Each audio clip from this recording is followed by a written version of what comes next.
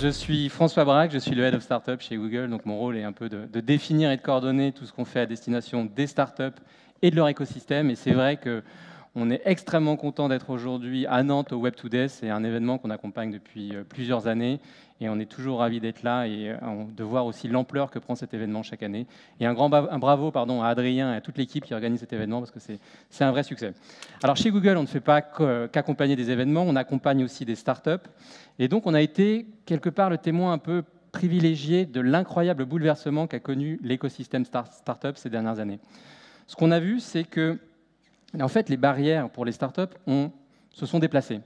Rappelez-vous, il y a quelques années, pour créer une startup, c'était compliqué. Il fallait du capital, il fallait acheter ses serveurs, il fallait avoir des connaissances techniques assez poussées, et puis le financement était assez rare. La bonne nouvelle, c'est que ces barrières se sont finalement un peu affaissées. Aujourd'hui, plus besoin d'acheter ses serveurs, le cloud est passé par là. La technologie est beaucoup plus accessible. Vous avez une logique de plateforme et de CMS qui permet de développer un produit. Le financement est beaucoup moins rare et beaucoup plus accessible. Et puis, vous avez aussi, phénomène assez récent, tout ce phénomène d'accompagnement des entrepreneurs. Je parle évidemment des accélérateurs et des incubateurs, et notamment le NUMA dont nous sommes partenaires, qui permettent aux entrepreneurs de faire leurs premiers pas et de développer leurs produits sur leur marché. Et donc ça, c'est une super nouvelle, mais avec cette facilité, c'est créer une nouvelle forme de complexité. Aujourd'hui, avec cette capacité à créer des startups, on voit que l'environnement a changé et est devenu beaucoup plus compétitif. Et donc l'enjeu pour les startups n'est plus de créer, mais d'émerger dans un environnement qui est concurrentiel. Et chez Google, pour accompagner ce parcours du combattant, on a créé des programmes d'accompagnement qui s'articulent autour de trois axes, donc Start, Grow and Scale. Start pour les startups très early stage qui développent leurs produits et pour lesquels on met à disposition à la fois une expertise produit, mais aussi toutes nos solutions à la fois plateforme et cloud. Ensuite, une fois qu'elles ont développé leurs produits, on les aide à trouver leur marché via le volet Grow, où on a des équipes dédiées qui les aident via nos solutions AdWords et YouTube à trouver leur marché. Et puis, dernière phase, et c'est souvent la plus compliquée, c'est la phase de l'internationalisation, où on a lancé un programme Scale qui accompagne une dizaine de startups dans leur enjeu d'export. Et pour ça, on a des équipes dédiées qui, à la fois, apportent leur expertise, mais mettent aussi à disposition des startups tout le trésor de data dont on dispose et qui permettent aux startups de trouver leur marché, de voir où sont les opportunités et comment adresser les marchés. Donc voilà, on accompagne les startups tout au long avec une logique de parcours, mais ce dont on s'aperçoit aussi, c'est qu'il y a des fondamentaux au succès. Il y a plusieurs fondamentaux. Le fondamental le plus important, c'est évidemment, et vous le savez, c'est la qualité de l'équipe. La deuxième chose très importante, c'est aussi la compréhension des enjeux autour de la data.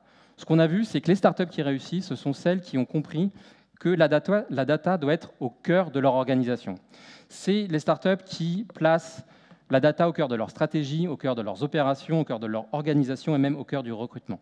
Et c'est de ça dont on veut vous parler aujourd'hui au travers de deux témoignages. Un premier témoignage qui sera animé par Luigi, qui est notre expert data et qui a vu des dizaines de startups et qui va donc vous partager son expérience. Et puis un deuxième témoignage, le témoignage d'une startup, ManoMano, que j'imagine vous connaissez déjà bien. C'est une startup qui a rejoint notre programme Scale Up en 2015 et qui a eu une croissance assez phénoménale. Elle a ouvert 5 pays en moins de 2 ans, elle a embauché plus de 100 personnes. Et c'est vrai que déjà en 2015, ManoMano réunissait déjà ces deux fondamentaux. 1, une qualité d'équipe extraordinaire, et 2, une vraie compréhension des enjeux data. Et on pense que c'est vraiment grâce à ça qu'aujourd'hui, ils ont un parcours vraiment fulgurant. Voilà, donc je ne vais pas prendre beaucoup plus de temps. Je vais laisser Luigi, l'homme qui murmure à l'oreille de la data, vous expliquer un peu tout ce qu'il a appris au sujet des startups. Et encore une fois, un grand plaisir d'être là. Merci beaucoup.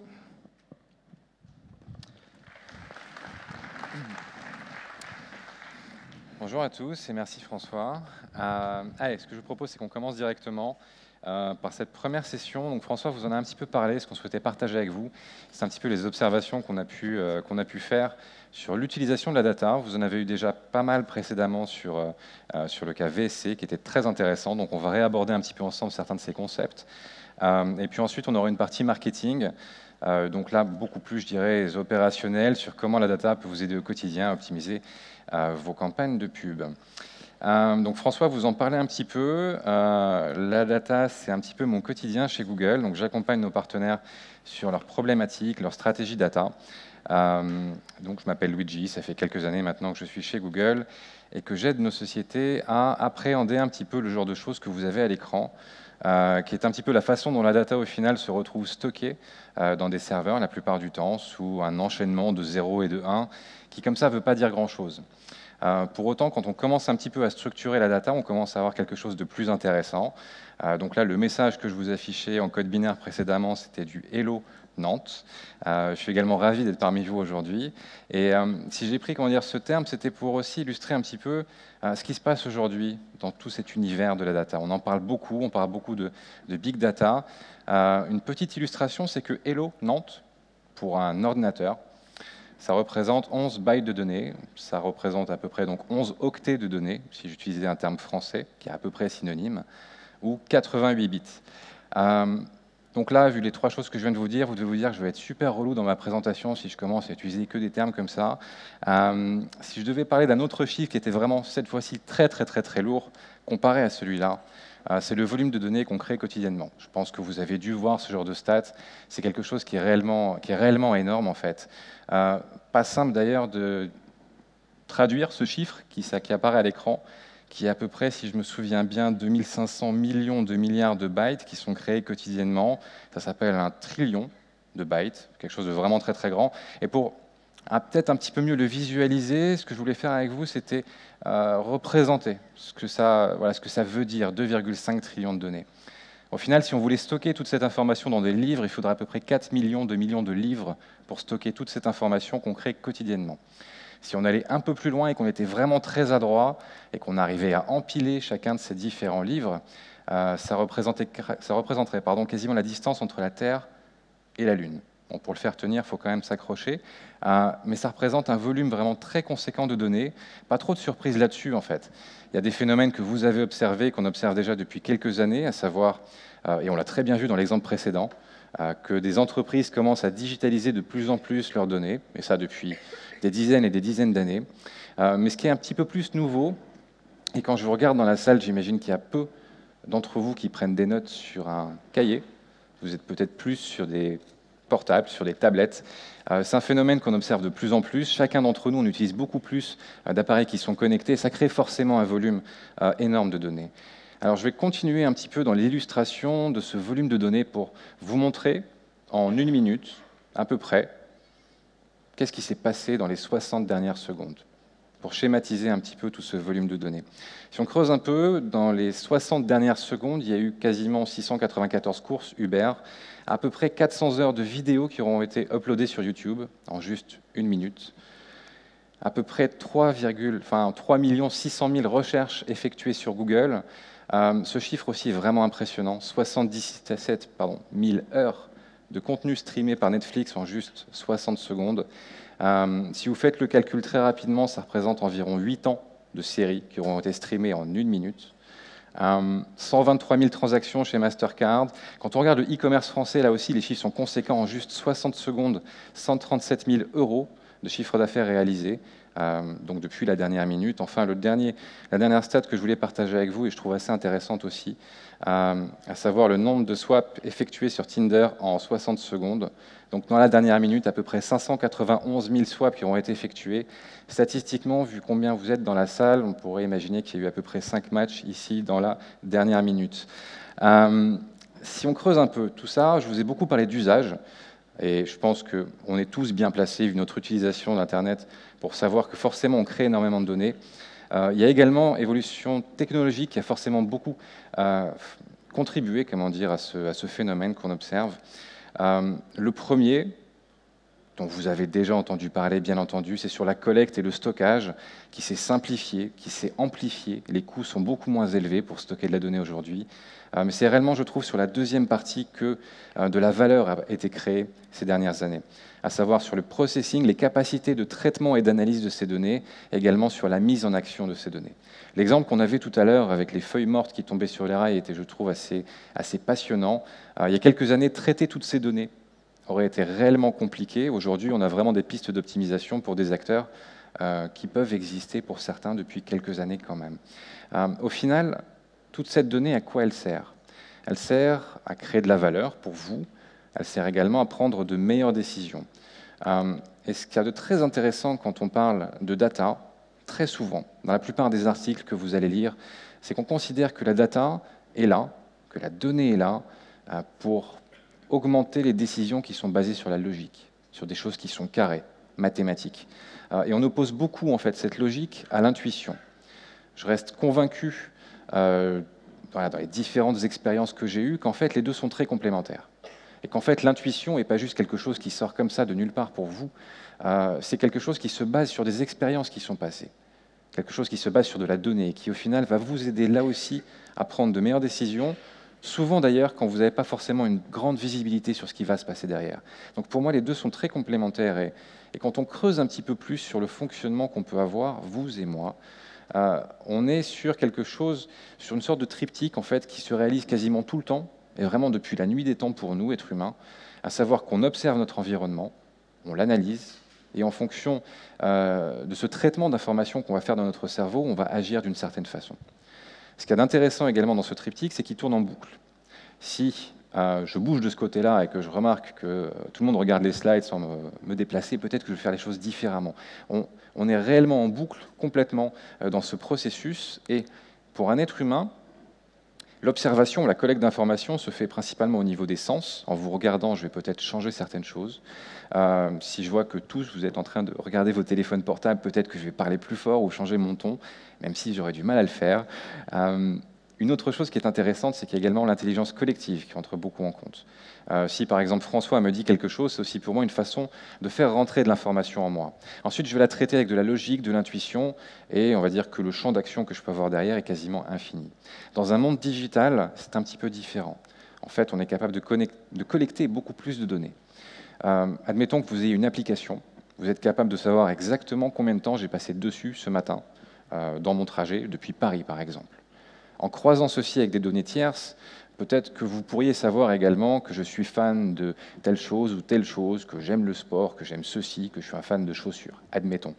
En le croisant encore avec des données, cette fois-ci peut-être publiques, vous pourriez par exemple savoir que le jour où j'ai téléchargé votre application, il faisait pas beau. Et que l'air de rien, 80% des gens qui l'ont téléchargé, c'est peut-être un jour où il faisait pas beau, ou alors un jour où il y avait un certain événement qui s'est passé, voilà, un événement sportif ou que sais-je. Toute cette donnée, en fait, vous permet d'aller encore plus loin sur l'analyse et sur le traitement de cette information.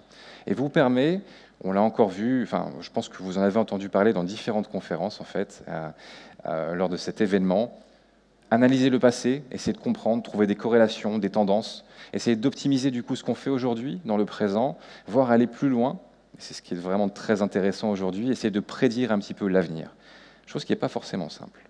Et vous vous souvenez, tout à l'heure, je posais un petit peu la logique et l'intuition. On a été récemment en période d'élection, enfin, disons qu'il y a eu le Brexit, il y a eu Trump, beaucoup de sondages se sont trompés, pourtant elles se basent sur des données vraiment très conséquentes pour essayer d'arriver à un résultat qui soit fiable. La data aide beaucoup à prendre les décisions, encore faut-il que cette data soit correcte. Et du coup, ce que je voulais faire avec vous, c'était creuser un petit peu. Toutes les datas ne se valent pas, en fait. Une data intéressante, c'est une data de qualité. J'ai accompagné beaucoup de clients sur les données qu'ils peuvent collecter sur leur site web, au travers d'outils de Web Analytics. Je pense très sincèrement que les 2/3 des clients que j'ai accompagnés avaient des données qui n'étaient pas forcément fiables dans leur outil, parce que mauvaise implémentation, parce que tout un tas de raisons qui pourraient expliquer ceci. Une autre chose qui est très importante, c'est la granularité de la donnée que vous avez, qui vous permettra du coup de prendre des décisions très très fines. Enfin, une dernière chose, et vous voyez que c'est surligné en jaune, c'est l'unicité de la donnée. En fait, si vous utilisez exactement les mêmes sets de données que vos concurrents qui agissent dans le même secteur d'activité, vous aurez du mal à vous différencier. Si par contre vous arrivez à collecter des données qui sont réellement uniques et que vous êtes les seuls à posséder, vous pouvez du coup aller vraiment beaucoup plus loin et prendre des décisions peut-être très différenciantes par rapport à la concurrence. Une donnée qui est disponible également, une donnée qui est récente. Beaucoup d'acteurs sur le marché vous proposent des données tierces pour mieux comprendre vos utilisateurs, ce genre de choses. Attention, une donnée qui n'est pas fraîche peut du coup avoir complètement perdu son sens. Je suis très différent aujourd'hui d'il y a un an, peut-être même d'il y a 6 mois, Du coup, très important d'avoir des données qui soient les plus fraîches possibles. Enfin, là encore, toutes les données ne se valent pas. Une donnée que vous ne pouvez pas activer, ça ne sert à rien de la collecter. Vous allez perdre du temps, peut-être de l'argent. Au final, vraiment vous concentrer sur les choses qui ont de la valeur pour vous.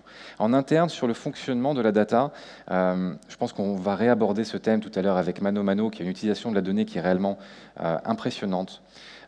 La démocratisation de la donnée est quelque chose de très important aussi. Au final, si vous êtes data scientist dans la société pour laquelle vous travaillez et qu'il n'y a que vous qui avez accès à la donnée, c'est peut-être une erreur. Peut-être une erreur parce qu'au final, cette donnée pourrait être utile à beaucoup plus de personnes dans la société. Enfin, la façon dont la donnée a été collectée, il faut que ce soit également très transparent pour toutes les personnes qui vont l'utiliser. Si vous me donnez un chiffre sur quelque chose, il y a tant de personnes dans la salle, et que je ne sais pas comment vous avez collecté cette donnée, peut-être que je vais prendre des décisions basées là-dessus, peut-être que vous êtes 2 fois plus, peut-être 2 fois moins. La façon dont la donnée est collectée, c'est réellement très important pour la personne qui utilise la data de le savoir. Enfin, dernier point ici, l'automatisation. Aujourd'hui, on peut aller vraiment beaucoup plus loin sur l'automatisation des insights et la génération, d'insights autour de la donnée. Je vous engage à réellement aller de plus en plus vers ça. La donnée, à quoi ça sert? Quelle est la valeur de la donnée? Là encore, on a eu quelques exemples aujourd'hui. Je vous ai listé ici certains de ceux qui paraissent les plus évidents. Déjà, dans un premier temps, quand on est dirigeant d'entreprise, ce n'est pas simple de savoir comment allouer ses ressources. Opérationnelles, humaines, mais également techniques. Je viens de développer une application, combien de serveurs est-ce que je vais devoir prendre, quel budget investir là-dessus? Ce n'est pas simple de le savoir. La donnée peut vous aider à aller jusque-là. La donnée peut également vraiment servir à optimiser tout un tas d'aspects pour une entreprise, que ce soit les coûts, les risques, détecter les erreurs, détecter si, par exemple, quelqu'un dans la salle est prêt à partir, peut-être qu'il faut que je speed ou que je donne un sujet peut-être un petit peu plus crunchy pour essayer de le retenir dans la salle. D'un point de vue marketing, les 3 aspects sur lesquels on peut optimiser, mais je vais vous en reparler un petit peu plus tard. Optimisation de vos campagnes, segmentation de ces campagnes ou des utilisateurs exposés à vos pubs, et personnalisation, qui est vraiment une des très grandes tendances du marketing digital aujourd'hui. Avant d'aller plus loin, peut-être que vous avez déjà vu cette image, c'est un Rembrandt. Enfin, c'est pas vraiment un Rembrandt, parce que c'est pas Rembrandt qui l'a peint. En fait, c'est du machine learning, une expérience très intéressante faite par Microsoft et un musée aux Pays-Bas, où ils ont analysé à peu près 168 000 fragments de peinture de Rembrandt pour comprendre qu'est-ce qui faisait un Rembrandt. À partir de là, ils ont compris, analysé cette donnée, que c'était généralement plutôt des portraits d'hommes, avec un certain angle pour regarder, un certain écart entre les yeux, souvent une collerette, un chapeau. Et cette peinture, au final, a été faite par une machine. Ils sont allés encore plus loin parce qu'ils ont analysé le relief de la peinture pour comprendre les coups de pinceau, comment c'était fait. Et au final, via une imprimante 3D, ils ont réussi à reproduire ce tableau qui n'est pas un Rembrandt, mais qui en a une copie quasiment parfaite. On ne fait pas tous de la peinture, on a peut-être d'autres business models. Comment actionner la data et qu'est-ce que vous pouvez faire pour réellement la rendre efficace? La première chose, c'est que c'est réellement une vision à mettre en place dans la société. S'il n'y a qu'un seul département qui est concentré sur la donnée, et que la donnée est très importante pour elle, mais que tout le monde s'en fout dans la société, au final, on ne va pas aller très loin. Et l'utilisation de cette donnée ne sera pas du tout efficace derrière. Il faut réellement un engagement très très fort du management d'une société pour que la data soit efficace et vraiment utilisée. Sur ces 4 différents piliers que je vous indique ici, la technologie, l'humain, les process et la structure. Sur la technologie, les choses ont tellement évolué dans les dernières années que je vous recommande beaucoup d'essayer de suivre un petit peu, ces 3, pas tendances, mais principes. L'agilité, on en a beaucoup parlé sur le cas Voyage SNCF auparavant. Admettons que vous lanciez une application. Peut-être que demain, vous aurez tant d'utilisateurs, tant d'utilisateurs. Si vous n'avez pas la capacité de l'absorber, peut-être que vous passerez à côté de quelque chose. Intégrer, ce que je veux dire par là, c'est que si vous avez plusieurs systèmes d'information existants dans votre société, vous allez réellement tirer de la valeur si ces systèmes sont intégrés et connectés. Enfin, temps réel, vous imaginez, pas besoin de rentrer dans trop d'explications là-dessus. Au départ, et pendant des années, la data, en fait, c'était surtout des données dans un fichier Excel, un tableau, une liste avec, par exemple, une dimension pays et le nom des pays à côté. Des choses qui étaient très structurées. Aujourd'hui, on peut aller beaucoup plus loin. On a vu un exemple tout à l'heure avec l'arbre qui tombait sur la route. On peut comprendre le sens des mots. Et du coup, on peut utiliser cette donnée pour réagir peut-être différemment. Vous venez de lancer un produit. Si vous scannez des réseaux sociaux et que vous avez une machine qui analyse ceci, vous pouvez peut-être comprendre que 80% des commentaires sur votre produit sont négatifs ou positifs, ce que j'espère.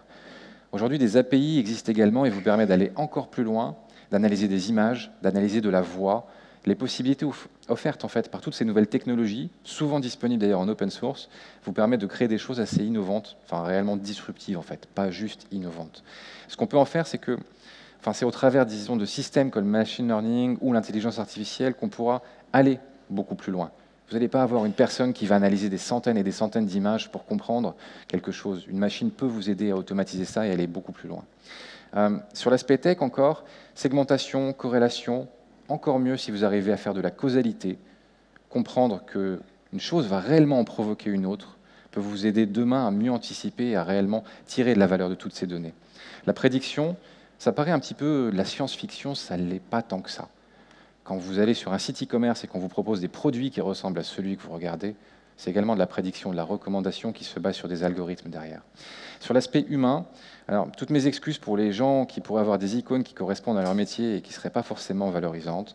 Je suis parti un petit peu en délire avec cette slide. Tout dépend de la taille de votre structure aujourd'hui, bien entendu. Vous n'allez pas forcément vous retrouver avec des équipes IT, des data scientists, etc., etc. Si vous avez un business model qui est, pas centré sur la donnée, mais que vous avez un métier existant, comme par exemple ce qu'on a vu tout à l'heure, de faire rouler des trains et d'amener les gens d'un point A à un point B. Connecter, la data science avec ses équipes peut éventuellement se faire avec la personne qui a un bandeau sur la tête là, et qui pourrait être un traducteur, qui comprendrait un petit peu les deux mondes et qui arriverait à faire en sorte que les deux se parlent. Bien entendu, nécessaire d'avoir une architecture data, d'avoir des gens qui l'analysent, éventuellement une équipe IT qui va mettre toutes ces choses en place. Là-dessus, je pense que j'enfonce un petit peu des portes ouvertes. Sur les process, une chose importante que j'ai vue précédemment, c'est que tous les profils qu'on a vus avant sont des gens qui sont très demandés, qui vont potentiellement changer d'entreprise assez régulièrement. Si vous ne documentez pas tous les process, vous risquez de perdre beaucoup de temps à remettre tout en place. Le deuxième point systématique est important aussi. Si par exemple vous dites, on se laisse 3 semaines pour que tel produit qu'on vient de lancer, qu'on voit s'il est efficace ou pas. Si vous avez un autre département qui prend 4 semaines, 5 semaines, les choses auront du mal à fonctionner. C'est très important d'avoir une approche qui soit commune, mais également très important d'avoir une certaine agilité qui vous permet de changer en temps réel, assez rapidement, de vous adapter aux choses différentes qui pourraient apparaître sur le marché. D'un point de vue structure, j'ai vu tout et n'importe quoi. Une équipe isolée, toute seule, c'est sûr, ça ne marchera jamais. Une équipe BI intégrée avec une équipe IT, ça marche pas mal. Tous, marketing, BI, IT, sous une seule et même structure, ça marche aussi pas mal. Très important, en tout cas, si vous avez une structure qui est assez grande, d'avoir, je dirais, un manager qui soit vraiment sponsor de cette activité-là et qui soit potentiellement dans, le bureau, travailler avec le CEO, avec le chef marketing, ce genre de choses. Une dernière chose qui est très importante, c'est la culture. Pour ça, je suis parti un peu loin sur l'image que j'ai choisie pour illustrer ce process, surtout dans un événement start-up. Vivre, mourir, recommencer, film sympa, au demeurant. Ce que je voulais illustrer par là, c'est que l'échec est quelque chose qui sert, on comprend. Et ce que je voulais également illustrer par là, c'est que l'idée derrière la donnée, ou toutes les automatisations, toutes les choses dont je vous ai parlé, c'est qu'il faut être en continuel test, expérimentation. Il ne faut jamais s'arrêter. Parce que si vous vous arrêtez en vous disant « j'ai trouvé le meilleur produit », peut-être que 2 semaines, 3 mois après, vous serez dépassé par un autre produit. Je vous engage réellement à passer du temps dessus, et c'est réellement une culture qui est très utile dans une entreprise. Je vais terminer cette partie stratégie sur cette citation. « Ce qui compte ne peut pas toujours être compté, et ce qui peut être compté ne compte pas forcément. » Ce que je voulais dire par là, ce qu'il voulait dire par là, le qualitatif est sans doute plus important que la quantité de données que vous allez amasser. La deuxième chose que je veux dire par là, c'est qu'on attribue cette citation à Einstein alors que ce n'est pas lui qui l'a faite. Je trouvais ça assez intéressant pour basculer à la deuxième section, parce qu'on fait tous un peu du marketing, et vous parler un petit peu de comment la donnée, au final, peut vous aider à acquérir de nouveaux clients, avoir une rétention client. On a déjà vu un petit peu ensemble ce fonctionnement. Rien de très nouveau, le cerveau humain est comme ça, marche comme ça, le mien, le vôtre, celui de vos clients, celui de vos prospects. Et avant de rentrer un peu plus sur qu'est-ce que la donnée peut vous aider, en quoi ça peut vous aider dans le marketing, j'en perds mes mots, je voulais vous parler de la vache. Donc une vache, un concours, c'était à peu près en 1906, c'était exactement en 1906, une observation qui avait été faite par un des pères fondateurs des statistiques, à savoir un concours dans une foire agricole où il fallait trouver le poids de la vache. Assez simple, près de 800 participants et personne n'a trouvé le poids de la vache, qui était à 543,5 kg. Par contre, quand on analyse la moyenne des résultats donnés par ces 800 participants, on arrive à 542,9 kg. C'est 600 grammes, une très grosse plaquette de beurre. C'est 0,10% de marge d'erreur, ce qui est très très peu. Juste en demandant aux gens, d'après vous, quel est le poids de cette vache. Ça s'appelle la sagesse des foules, enfin ça peut s'illustrer par la sagesse des foules. Ce que je veux dire par là, c'est que le très large dataset peut vous permettre d'avoir une vision de la réalité qui est très très fine, et du coup vous permettre de prendre des décisions qui sont vraiment adaptées à vos besoins. Alors, passons sur la vache pour discuter un peu de la partie mesure et collecte d'informations. J'ai illustré tout à l'heure déjà un petit peu comment fonctionnait, comment le digital pouvait vous aider à collecter beaucoup de données. Au final, que vous ayez un site web, une application, un objet connecté, aujourd'hui des outils vous permettent de collecter toutes ces informations. Je vous engage, si vous faites de la publicité, à essayer de connecter l'info provenant des systèmes publicitaires avec ce qui peut se passer, par exemple, dans votre application. Ça vous permet d'affiner, en fait, tout simplement l'optimisation que vous pouvez faire des campagnes de publicité. Une des grandes tendances également est d'aller sur une vision qui soit user-centric, qui vous permette de comprendre quel est le parcours d'un utilisateur pour télécharger votre application. Ce même utilisateur, qu'est-ce qu'il fait avec votre application? Combien de fois est-ce qu'il achète? Quelle est sa lifetime value? La plupart des outils aujourd'hui vous permettent de tendre vers ceci, voire d'intégrer des choses qui étaient difficilement intégrables auparavant. Si vous avez des magasins ou des ventes qui peuvent se faire par call center, aujourd'hui la techno vous permet de connecter tout ceci et du coup d'avoir réellement une vision très très fine de ce que par exemple une pub sur du digital peut provoquer comme vente dans un magasin. Je vous en reparlerai un petit peu après. Sur l'interprétation des données, là encore on peut aller beaucoup plus loin qu'auparavant et pas juste lancer une campagne de pub et se dire ok ça marche, ça m'a rapporté du volume. Aujourd'hui on peut comparer et aller beaucoup plus loin, comprendre quelle est la réelle valeur incrémentale d'une campagne de pub? Si je ne la faisais pas, qu'est-ce qui se passerait? Via des tests contrôlés, on peut aujourd'hui analyser ce genre de choses et se dire, OK, telle campagne, elle m'apporte vraiment cette valeur-là. Par l'aspect contribution que je mentionne ici, on peut également aller un peu plus loin. Vous vous souvenez, je vous disais que l'aspect user-centric devient de plus en plus important. Si je clique sur une de vos pubs sur mon ordinateur, puis sur mon mobile, puis sur ma tablette, et puis je vois une de vos vidéos, je clique dessus et je convertis sur votre site web. Auparavant, c'est très compliqué, à vos souhaits, d'analyser un petit peu tout ce parcours. Aujourd'hui, on peut le faire et réellement comprendre ce parcours client et aller beaucoup plus loin dans la compréhension de ce qu'ils font avec vous. Ça laisse apparaître des termes que vous avez sans doute déjà croisés si vous faites du marketing digital, à savoir de l'attribution, du cross-device ou de l'attribution online, offline. Il y a une tendance aujourd'hui qui fait que les outils se connectent beaucoup et certains acteurs du marché publicitaire peuvent vous aider, comment dire, à mieux comprendre ces parcours-là, tout simplement en vous aidant, comment dire, à avoir une bien meilleure compréhension de ces parcours clients et comprendre exactement là où vous devriez optimiser. Je vais prendre quelques exemples. Ford, on travaille beaucoup avec eux sur différents types de campagnes de publicité, sur de la recherche, de la publicité YouTube, des publicités par image. C'était très compliqué pour eux de comprendre ce parcours cross-device, qui existe pourtant aujourd'hui tellement pour chacun d'entre nous dans la salle et pour beaucoup d'utilisateurs. On n'arrête pas de basculer d'un device à un autre. Et pour eux, comprendre que un clic sur mobile n'était pas si mauvais que ça. Parce qu'au final, derrière, la même personne a cliqué sur ordinateur et a converti. Et d'avoir des algorithmes qui leur permettaient de comprendre et d'optimiser leur campagne est quelque chose qui a très très bien marché. Aujourd'hui, l'automatisation, ce n'est pas juste sur la gestion des campagnes, mais également sur l'analyse des données. Et vous pouvez gagner beaucoup de temps en confiant à un algo, la gestion de ces campagnes de publicité. En gros, sur les résultats, un CPA qui diminue, un taux de clic qui augmente de quasiment 500%, des résultats qui sont plutôt pas mal. Sur un acteur français que vous connaissez sans doute, que je connais de plus en plus depuis que j'ai eu un petit récemment, Petit Bateau, faisait avec nous pas mal de campagnes de pub. Ils ont également forcément beaucoup de magasins, dans la vraie vie, j'ai envie de dire. Et pour eux, c'était très compliqué de comprendre est-ce qu'il y a un impact des pubs que je fais en ligne avec les ventes qui se passent en magasin.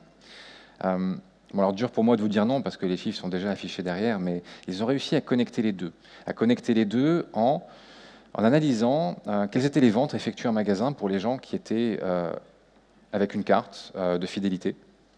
Et ils arrivaient également à comprendre que ces gens s'étaient connectés sur leur site web auparavant. Donc d'un point de vue technique, l'intégration n'est pas si complexe que ça. Les résultats, ils sont complètement dingues. À savoir que 44% des ventes en magasin étaient influencées par un parcours en ligne.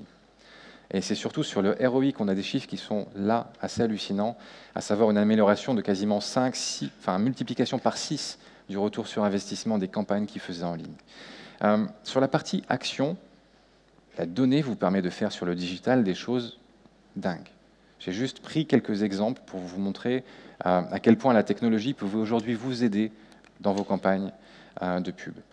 En fait, aujourd'hui, on peut optimiser, automatiser quasiment toutes les parties que je vous indique ici en haut. Le ciblage, est-ce que je dois acheter tel mot-clé ou tel mot-clé? Est-ce qu'un site qui parle de chaussures est plus intéressant pour moi pour mettre ma publicité qu'un site qui parle de sport? Admettons. On peut aujourd'hui également optimiser les créas et faire de la créa dynamique, optimiser également les contenus. Et il y a en fait deux tendances qui sont très très fortes. La première, c'est l'expérimentation, à savoir de tester un contenu versus un autre, une campagne versus une autre campagne, un message contre un autre message, et également la personnalisation. Je vais vous en reparler un petit peu plus, mais ce que je voulais d'abord lister ici, c'est que beaucoup d'outils existent, certains gratuits, certains payants, pour vous permettre réellement d'aller d'une façon très très fine dans ces optimisations. Et si je vous ai déjà beaucoup parlé de gestion de campagne, d'optimisation algorithmique de ces campagnes, sur l'A/B testing, il y a des choses dingues qui apparaissent aujourd'hui. Pendant des années, j'ai travaillé avec des partenaires qui mettaient en place des outils pour tester une page bleue contre une page rouge, un bouton carré, un bouton rond, admettons. Mais très souvent, pour optimiser les conversions, ce qui marchait bien, et qui est quelque chose que je ne peux que recommander, la techno vous permet d'aller encore plus loin aujourd'hui. Peut-être que j'aime les boutons carrés qui sont bleus et qui clignotent. Peut-être que vous, non. Et si j'avais une technologie qui me permettait de comprendre qui vous êtes, et du coup d'adapter les contenus de mon site à quelque chose que vous aimez bien, vous seriez sans doute plus à l'aise. Et au final, peut-être que vous vous sentiriez mieux dans cet univers et que vous seriez prêt à acheter un produit. Et peut-être qu'en plus, je sais que ce produit vous tente. Du coup, vous auriez une expérience avec moi qui serait réellement très agréable. J'espère que c'était également le cas aujourd'hui. Quelques exemples d'annonceurs qui ont utilisé ce genre de système. SAS, alors pas le fournisseur de solutions techniques, mais la compagnie aérienne scandinavienne, je crois, je ne sais pas si je l'ai bien dit, mais bon, quoi qu'il en soit, Scandinavian Airlines, une équipe marketing qui gérait en tout cas ces campagnes-là d'à peu près 3 personnes. Ça semble petit, ça peut sembler grand, parce que peut-être que vous n'avez pas 3 personnes qui peuvent être dédiées à ce type d'activité. Quoi qu'il en soit, ces 3 personnes géraient les campagnes et avaient créé à peu près 400 annonces publicitaires différentes pour essayer de toucher toutes les situations possibles et inimaginables. En changeant un petit peu leur approche et en passant sur du ciblage dynamique, c'est-à-dire je vais sur leur site, je cherche une destination et par la suite je surfe sur Internet et je vois une pub qui me parle de tel billet d'avion, chose qu'on a tous déjà rencontrée, je pense. Ils sont passés de 400 créas à près de 1,3 million de créas, complètement automatisés. Leurs résultats sont assez dingues, puisqu'ils ont multiplié encore une fois par 4 leur retour sur investissement. McDo, et cet exemple vient du Japon, où McDo a utilisé tout un tas de signaux d'audience pour afficher une pub différente à des hommes et à des femmes, une pub différente à Tokyo et à Osaka, par exemple. Encore plus loin, une pub différente en fonction de la météo, pour au final avoir à peu près un nombre de variations de publicité assez intéressantes. Et peut-être que quelqu'un à Osaka allait voir une pub pour un Big Mac avec du Sprite et avec un autre produit qui lui aurait été proposé. Là encore, ça marche bien. Le taux de clic est multiplié par 3. Forcément, quand on est exposé à quelque chose qui est personnalisé avec subtilité, ça marche généralement assez bien. Je vais vous donner un exemple et sortir un peu du digital. Quand vous rentrez dans un restaurant ou dans un hôtel et qu'on vous appelle par votre prénom, c'est quelque chose qui est sympa. Je pense qu'on apprécie tous ça. Si jamais, par contre, je vois une pub sur Internet avec marqué « Hey Luigi, tu veux pas acheter ça ?» peut-être que je réagirai moins bien. Troisième exemple, si j'ouvre votre application et qu'il y a marqué « Salut Luigi, comment vas-tu ce matin ?» pour moi, c'est normal. C'est le minimum que j'attends d'une application, de savoir comment je m'appelle. D'un point de vue technique, c'est pas compliqué à mettre en place. Je pense que les utilisateurs ont des attentes sur le digital qui sont beaucoup plus poussées que ce qu'ils peuvent avoir dans la vraie vie. Et également des craintes, souvent, peut-être un peu plus poussées, avec un respect de leur vie privée, peut-être exacerbé sur Internet comparé à la vraie vie, chose que je comprends et partage complètement. Fiat, un des derniers exemples que je voulais partager avec vous, ce qu'eux ont fait, c'est quelque chose d'intéressant aussi, c'est que, imaginons, je suis votre plus gros client. peut-être que via des signaux d'audience, vous pourriez savoir qui je suis, quelles sont les caractéristiques de mon profil, que j'aime tel et tel produit, que je surfe sur tel et tel site. C'est pas très simple au final c'est pas très compliqué pour une machine d'analyser tous ces différents signaux. Il existe aujourd'hui des technos qui vous permettent de trouver des jumeaux statistiques, donc une personne qui serait exactement comme moi, potentiellement avec le même comportement, et du coup de lui afficher une publicité en se disant peut-être qu'elle sera intéressée par le contenu que j'ai à lui proposer. C'était le cas pour Fiat, qui a encore là vu des résultats plutôt intéressants, avec une augmentation des ventes assez dingue. Quand on y pense, acheter une voiture sur Internet, il faut quand même s'accrocher. Mais du coup, vous voyez là encore la connexion intéressante qu'on peut faire entre le monde online et le monde offline quand on intègre bien les technologies. Trivago, dernier exemple dont je voulais vous parler. Vous les connaissez, je pense, ils font pas mal de pubs télé. Sur le digital, on les a aidés sur une approche un petit peu différente. Ils souhaitaient développer le téléchargement de leur application. Au lieu de juste faire du volume, et que, par exemple, vous tous dans la salle, vous téléchargez leur application, peut-être que juste certains d'entre vous allaient vraiment l'utiliser. Et du coup, avec des algorithmes qui étaient capables de comprendre quelles sont les caractéristiques de ces utilisateurs qui ont téléchargé l'appli et qui commandent une chambre d'hôtel, qui réservent une chambre d'hôtel, notre algo de gestion de campagne les a aidés à trouver des gens qui avaient exactement les mêmes caractéristiques.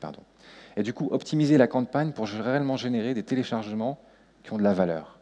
Et vraiment, du coup, augmenter, je crois, de 20% la rentabilité que pouvait avoir Trivago. Vu comment j'indique cet écran, vous imaginez que j'ai les slides qui sont également affichés juste là en face de moi. En résumé, ce que je voulais vous dire avant qu'on passe à un cas très intéressant juste après, de mise en pratique de tous ces concepts et de toutes ces notions, peut-être 3 choses à retenir. L'intégration des différents systèmes d'information que vous pourriez avoir. Si vous avez un site web et une application, ça a beaucoup de valeur de comprendre qu'un même utilisateur est allé sur les deux. Automatisation. L'automatisation, ce n'est pas juste d'avoir un outil qui gère vos campagnes. Aujourd'hui, vous avez des outils qui peuvent vous permettre de sortir des données, d'analyser ces données, et peut-être de vous dire « Oula, là je détecte que quelque chose est très intéressant, tu devrais jeter un œil ». Alors l'outil ne vous le dira pas exactement comme ça, mais vous allez peut-être recevoir une alerte qui vous dira de vous pencher sur les données. Enfin, sur la partie action, vous remarquez que je garde le même triptyque que celui qu'on a vu tout au long de cette session. Optimiser, je dirais que c'est la moindre des choses. Personnaliser tant que vous pouvez. Aujourd'hui, on peut aller très loin. Personnaliser les annonces, personnaliser les contenus de votre site ou de votre application. Et au final, c'est marrant que je termine par application parce que je pense que vous l'avez tous remarqué. Alors, s'il y a des gamers dans la salle, en tout cas, vous l'avez vraiment beaucoup remarqué. Chaque jeu est différent. En fonction de comment vous jouez, les créateurs du jeu vont l'adapter. Peut-être le simplifier si vous galérez, peut-être le rendre plus complexe, peut-être le changer si jamais vous êtes quelqu'un qui achète beaucoup de produits via ce jeu. Ce qu'on observe dans le monde des applications, on a un petit peu du mal à le reporter sur le monde du web, mais c'est quelque chose qui arrive de plus en plus. Enfin, tester, je vous en ai beaucoup parlé. Tester, expérimenter, optimiser, vérifier les résultats, tester à nouveau. C'est réellement une boucle que vous devez faire, je dirais, à l'infini. Et si par exemple, vous devez vous lancer dans un projet d'A/B testing, ne le faites pas qu'une fois. Vous passerez à côté de beaucoup d'opportunités. Pour vous donner un chiffre, on fait des dizaines de milliers de tests chez Google. C'est peut-être plus simple parce qu'on a des ressources qui nous permettent de le faire. Mais je vous engage vraiment à chaque fois essayer de trouver des pistes pour vous améliorer. Si je prenais un exemple de marketing personnalisé, très tendance aujourd'hui, mais qui n'est réellement pas quelque chose qu'on a envie de voir aujourd'hui, je pense que ce slide l'illustre assez bien. On peut aller très très loin aujourd'hui et on pourrait très bien imaginer ce genre de pub. Je pense que vous et moi, cette marque, on aurait du mal à acheter un produit avec elle. Et que là, par contre, pour que cette marque réussisse à changer notre perception d'elle, je pense qu'elle galérerait pas mal. Je vous ai montré un exemple de quelque chose qui ne marche pas. Je pense que c'est du bon sens, on le sait tous. La vie privée est quelque chose d'important à respecter. Il y a aussi une certaine subtilité à avoir, bien entendu. On voulait également partager avec vous des exemples de choses qui marchent bien. Et pour ça, je vais appeler sur scène 2 de mes compères avec qui j'ai voyagé aujourd'hui. Donc Maxime de Mano Mano et Thomas, un collègue et voisin chez Google. Merci à vous.